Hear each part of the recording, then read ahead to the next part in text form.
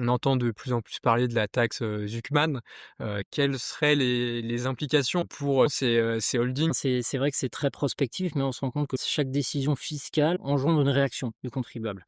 On l'a vu, on met en place le PFU, on encourage la distribution de dividendes, on met un frein à aussi une chose qui était là avant, c'était de dire la progressivité de l'impôt faisait que même quand on avait envie d'un gros chèque, ben, on le divisait par 4 ou par 5 parce que, on voulait pas trop monter dans les tours, donc ça a permis de donner cette liberté-là. Ça a peut-être d'ailleurs accéléré un certain nombre de décisions, puisqu'on voit que dès qu'elle est remise en cause, bah, tout le monde a envie de ressortir le carnet de chèques avant que le taux n'augmente potentiellement. Donc c'est juste une illustration qu'effectivement, toute décision de nature fiscale engendre une réaction. Alors quelle pourrait être celle-ci où on est un peu en train, d'attaquer, l'argent, alors pas forcément non productif, mais du patrimoine, hein, qui pourrait toucher, donc notamment les holdings, hein, oui, c'est peut-être un petit peu tôt pour dire ce qu'il en découlerait.